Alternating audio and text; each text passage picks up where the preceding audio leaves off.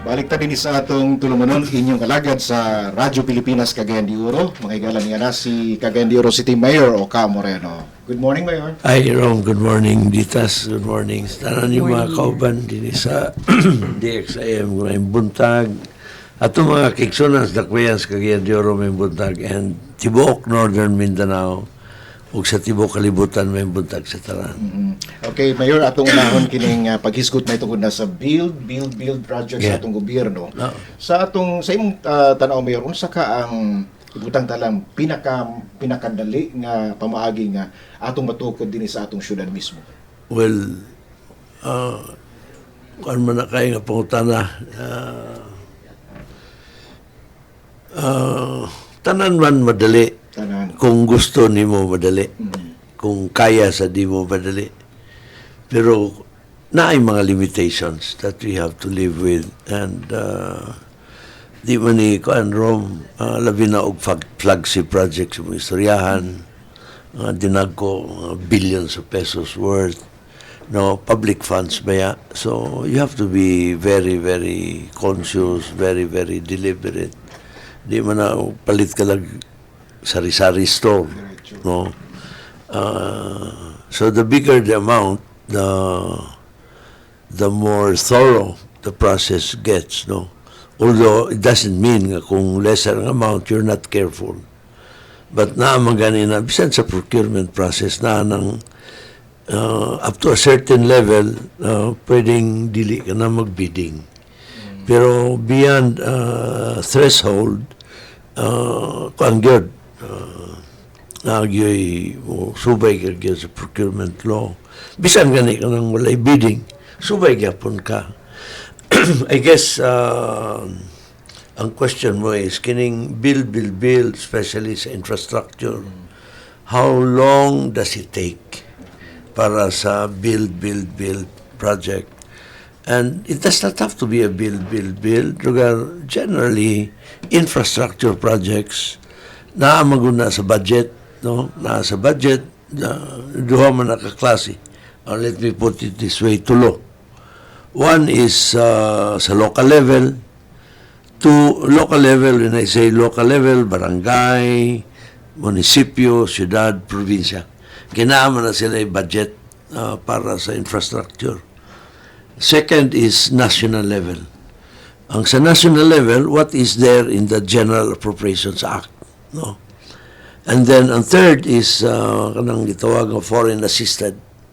Kana panalitan ang Lagindingan Airport, foreign assisted kana, assisted by the Korean Exim Bank. It was a loan and granted to the Philippines, and concessional loan, long term. You know, you'll recall katong Lagindingan Airport, giistoryahan man to as early as 1990. Giistoryahan na to. How many groundbreakings have taken place? Panahon ni Cory, panahon ni FVR, panahon. So that, pero walay nahitabo, no? It all started in 1996, or put it correctly, 1995.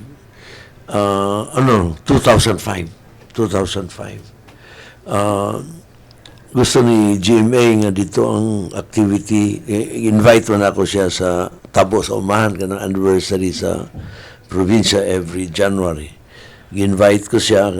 They invited me to sa Baguio in Christmas, pero wala mo ko kaadto. So I returned the favor. I invited the president sa atong anniversary sa Misamis Oriental. Gidawat niya invitation, pero ingon siya nga, she wants to do it in Lagindingan.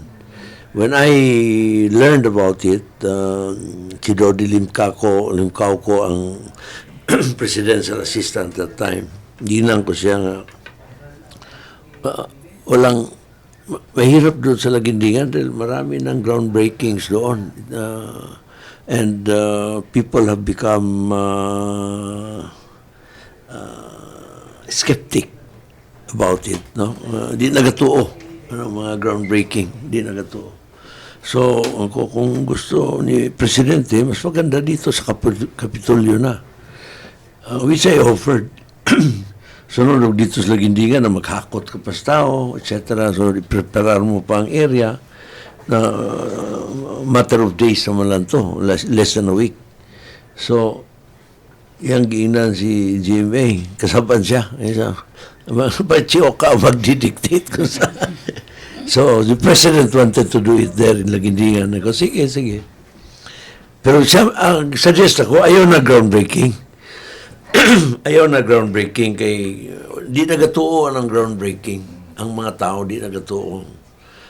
So, gingalan na to consultation.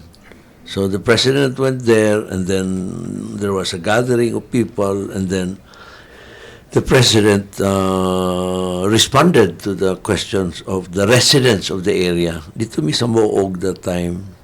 And then, siyempre, dagan interesado kano sa bang airport, etc. But the concerns really that were dominant that time were what will happen to the farmers, no? Will they be relocated? Will they be attended to? Mga social issues. So, the President that time committed and I saw it was really something that we cannot really, we must attend to. And then, 1 month after, she invited us to Malacanang. Dito ko nakita nga, desidido gid siya.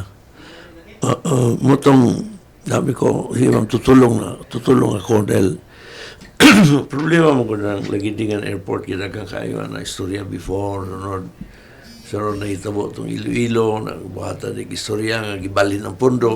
That was not true. Ang Iloilo was funded by Japanese money. Katong kanang ato sa Korea, sa Laginding, is Korean money. Ako din kay istorya, Rom, kay ngano, nangutan na magud kang how long does flagship project take, no? Kato, 7.9 billion. Istoryahan as early as 1990. Nagsugod ang project in 2006. Now, and then mo tong ako yung tutukan yun. Every week, wato ko. Katong pagpalit sa access road, kanang dalan gikan sa highway, paingon dito sa airport. Access road, the provincial government bought the lands there. Grabe nga team atong gi-organize. Unang akong gihangyo si then Vice Mayor Luloy Miugot sa Hitagom. Dagan nag-wonder na itong taga-Hitagom may mga ipahandala ng land acquisition sa Lagindingan. Kay previously, doon na may land acquisition na nagihimo sa provincial government. That was a failure. In partnership with some officials. Ay, di ko na lang anlan. Now, motong lahi nga team akong gi-organize. Nakalay sa Diyos, nagwalang puson. So, everything else is history. Nahimo, taliwala nga ang project amount remained constant at 7.9. Muna nga na downscale siya para mahuman lang. Pero karon naanasad na expansion. And kung dili at ibanon ka na expansion, it will take time. Gusa Bypass Road, how long did it take for the Gusa Bypass Road to be done, to be inaugurated? 20 years? More than 20 years.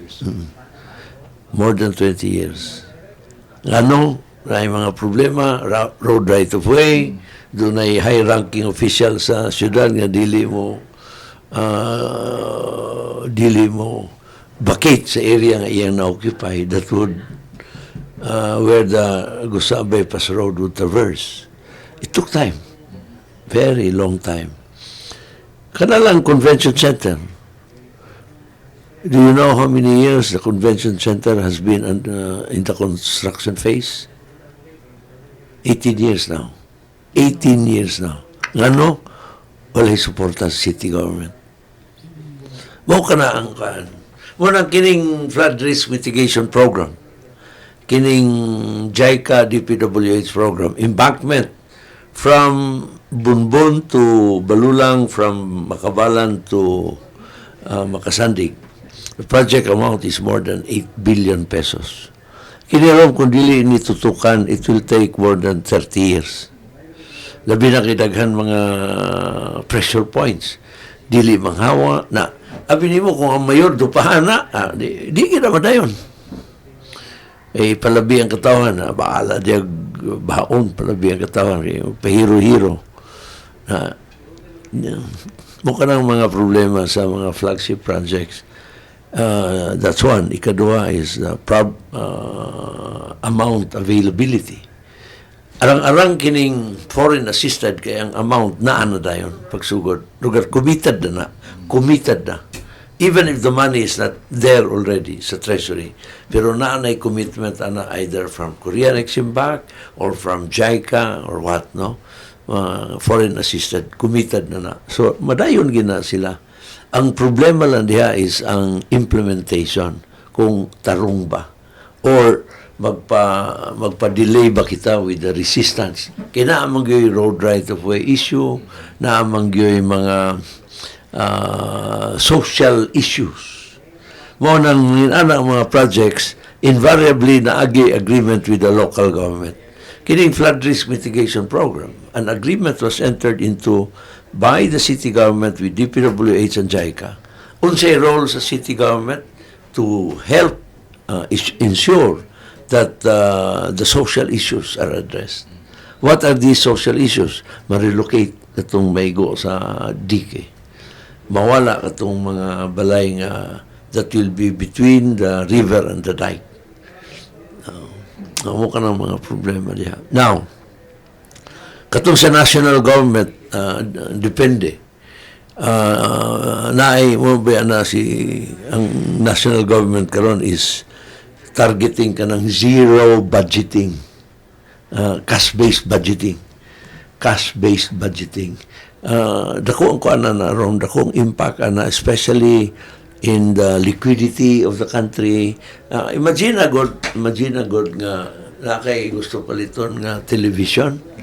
Sunod, nagtigom ka just to buy the television. Pila ka buwan nga nagtigom ka, let's say 6 months, 8 months na imo nang ibutang sa alkansya, and then natigom na nimo, pero di nimo paliton kay imo pagyapon kuan, for any reason at all, wala nimo mapalit pagyapon. Unsay nahitabo kwarta, natulog. In the meantime, kung inutang to nimo, bayad ka na sa imong giutangan, bayad ka sa interest sa imong giutangan. Pero wala nimo magamit ang kwarta. Now,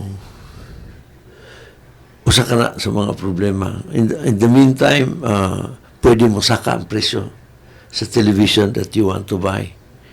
Nag-escalate by, let's say, 5%. Now, bisag 5% escalation, that impacts already on your ability to buy it. Kung ang imong gitigom, eksakto lang yun. So, you need 5% of that amount in order nga mapalit ni mong imong plano paliton. So, tigom ka na sa. O ka na ang problema diya. Now, ako na nang gi-cite as an example kay ang national government manggod na ay budget gyapon. And this is where na-difference ang national ug local. Sa national government, generally, sa gobyerno rom, you cannot spend public money except pursuant to an appropriation. And ang appropriation has to be by law sa national ordinance at the local level, pati barangay. Now, pero ang appropriation is just the authority to spend. Authority to spend. The actual spending is the one that can cause some problems.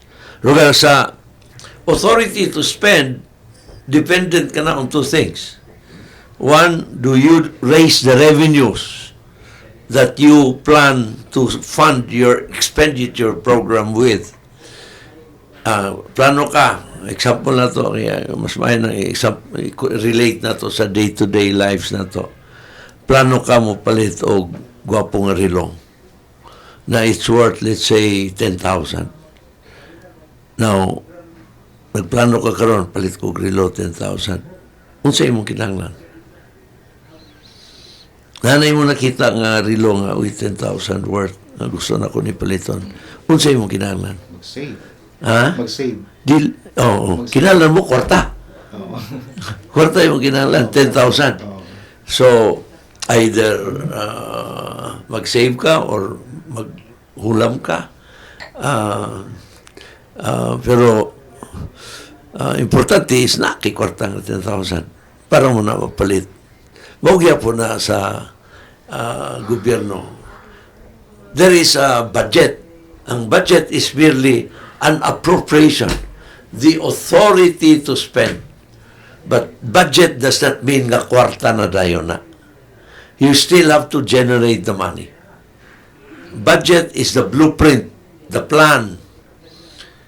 Imo pang pangitaon ng kwarta in order to implement that plan. A budget without the revenue base is nothing but an empty dream. Wala nga naidaghan na naman ay budget, mingon sila, na naman ay budget, as if suggesting kay na ay budget, na ay kwarta. That is just an authority to spend. Kamu din naasad mo yung budget sa office sa DXIM, dinis kagyan diyor, na mo yung budget. Pero gaagad gyapon mo kung pila i-download gikan sa national government, sa national office. Now anyway, so dito ta karon sa national government na ay budget. So kinalan mag-generate ka na muna trabaho sa BIR, trabaho sa customs, trabaho sa National Treasury. Now, so imagine tanan ka na sa budget, punduhan na ang budget niya, magsugod ka na sa early in the year, taman sa katapusan sa tuig. Na let's say, mag-budget ka o kinikaroon pilay budget, 4 trillion or 7 trillion. Do you think the money will be already in place by the first quarter of 2021? No. Dito pa na, that will be over a period of 1 year, up to December 31. Now, muna nga i-calibrate sa imong expenditure. Depende ka na on your ability to fund it. Depende. So, depende na sa imong collection, BIR, customs, etc. Now, unang challenging ka na. Let's say, ang budget, ang worth sa project is 2 billion. Ang unang muingon ko ganina nga depende sa amount. Kaya kung, let's say, 100,000 or 100 million, dali, chicken ka na sa national government. Pero kung ang budget is, let's say, 10 billion, dako na. Kini mga flagship projects, billions ka na. Na kini lang ang atong flood risk mitigation program, that's worth at least 8 billion. Na kana project is, ang completion date na schedule is 2022. 2022. Tulo na lang ka-phases ang nabilin karon. And yet, 2022 pagyapon. Kaya, dili man na mahuman in 1 year. Dili kaya. 2022 pa na. Now, simba ko unya og naay problema. Na ay dili nila makonstruct, dili mo sugot ang landowner. Kay na-alkansi siya. Na ay dili makonstruct, na ay dili mo sugot nga informal settler. Dili mo pawa. Na di man na mo mahimong birahon. Dako na nga isyo kung imong birahon. Singgit tayo ng mga human rights and all that. Di na kaya. So, imugid ng kumpensyon. Dili sa yon. So, katong imong pangutana, lisod to kayo tubagon. Pero muna, akong tubaga na, ang imong pangutana, unsa ka dali. Ko, dali kung paningkamutan, kung imog yung i-focus. Pero kung dili ni mo atimanon, baliwala lang sa imo, dili na dali. Okay, salamat kayo, Mayor. Now, ang diferensya sa local, walay deficit spending. Sa national, yes na ay deficit spending. Example, ang gibudget nimo sa local is 10 million. You have to have the 10 million to fund it before you can begin, you can implement that project. Kung wala kay 10 million, goodbye. Di na nimo kaya. Okay? You cannot, unless you borrow, and then you borrow, it takes time. Bangko, mo nang ingon nga walay deficit spending. Pero sa national government, nag-budget ka og 10 billion. Sunod ang revenues na ara sa 9 billion. Kulang kag 1 billion. The national treasury, pwede na nila i-top up ang diferensya ng 1 billion. Una sa national government, pwede ang deficit spending. Sa local government, dili pwede. You can only spend what you have. Sir, tulo lang taka question. Sige. Sir, musunod ang Ayun, loaded kayo nga question. Kaya taas kayong tubag. Lagi, taas kayo yung tubag ni Mayor. Taas kayo. Naharabay police. Sorry. Last question. Okay, So, akong question, Mayor, is ang isa sa imong very popular quotes karon nga ga-quote sa imo is education is non-negotiable, no? So unsa gid exactly imong pasabutan ni Mayor, does this mean extent sa imong pagdugang sa mga school buildings, Ang imong commitment, ang imong to action, build more school buildings? not only to build more school buildings but to elevate the level of education sa imong community. I see. Now, kung yun, dili na sa yun, classroom is just one of them. Quality of teachers also, and then school organization, and then of course school facilities, importante sad kayo, and then support sa mga school activities, including sports and many other cultural activities as well. Dagan na kayo ditas. Now, gahapon dito ko sa ASAL conference, Association of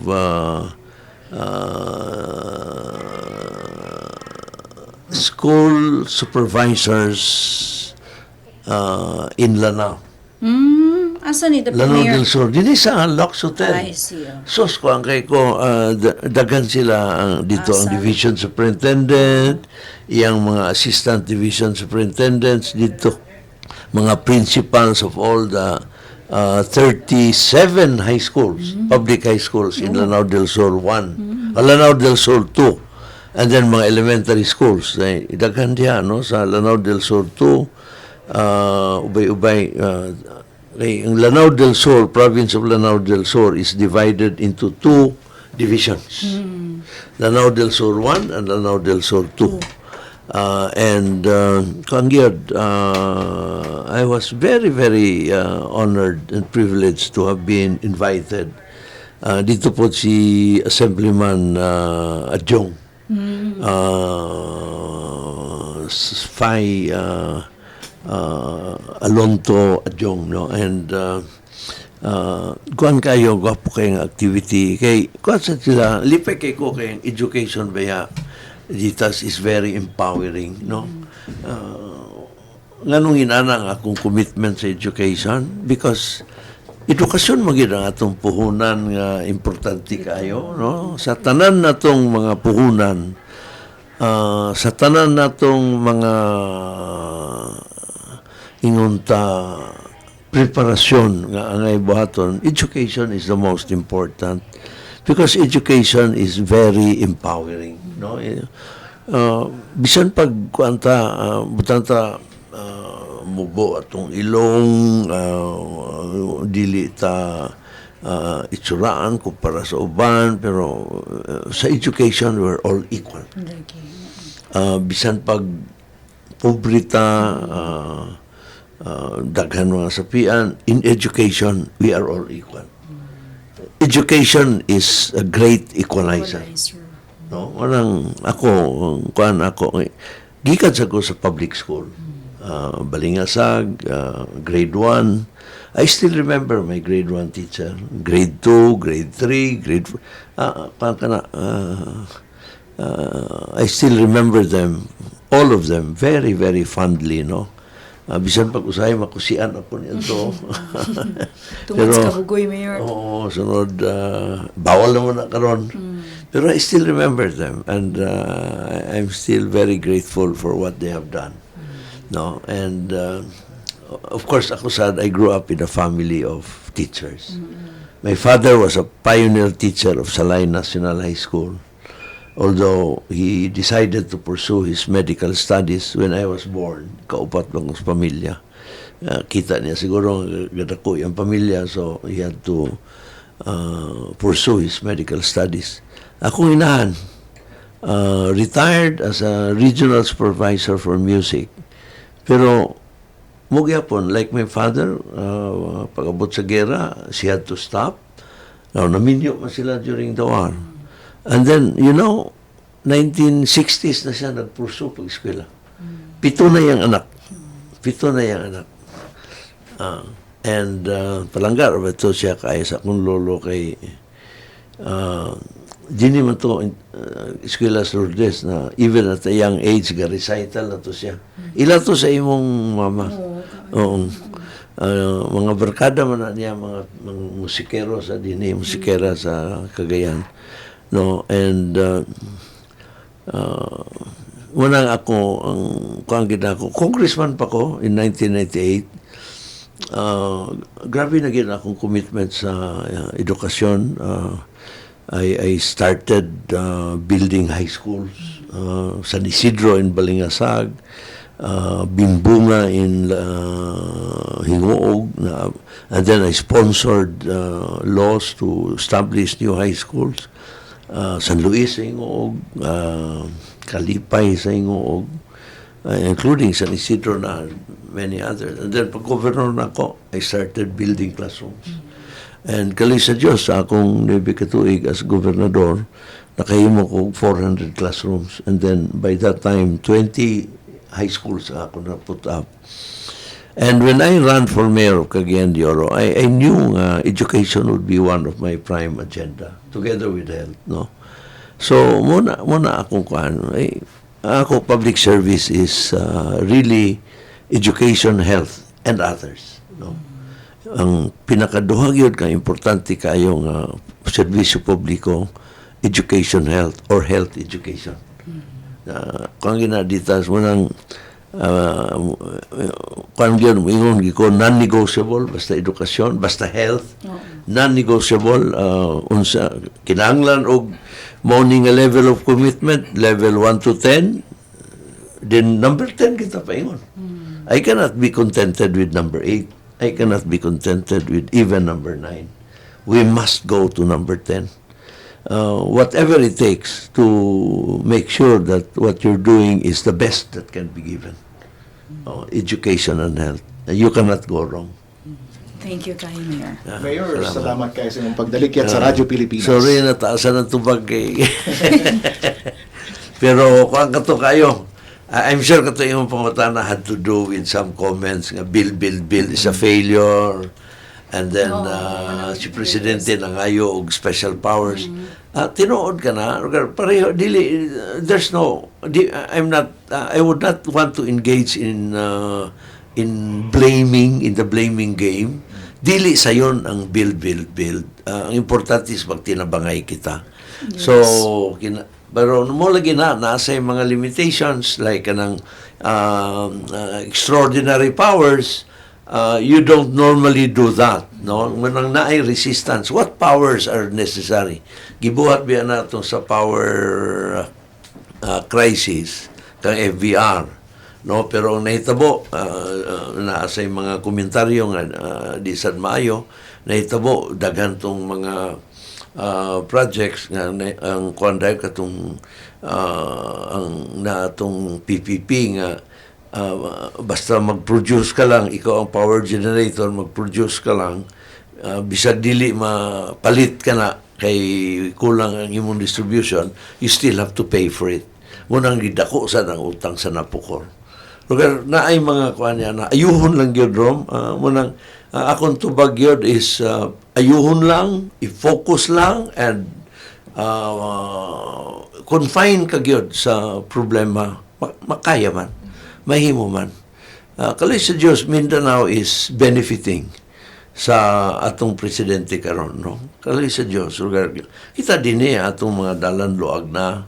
Sunod, akusad on the part of the city government, atong giatiman ang atong mga city roads. Dagan na og 200 kilometers sa city roads nga atong nasemento, and atong naabrihan times more than twice na. From 350 we're now more than 700 kilometers in city roads sa kabukiran na rom. So mahimo man, connectivity still is the answer. And of course, flood control, importante na. Tubig, importante gihapon. These are all major projects. Ang importante is we know what we are committing, and we know how to do it, and we just give ourselves 100% towards doing that. Makaya man. Eloisa Diyos. Salamat kayo, may buntag. Have a nice weekend, everyone. Salamat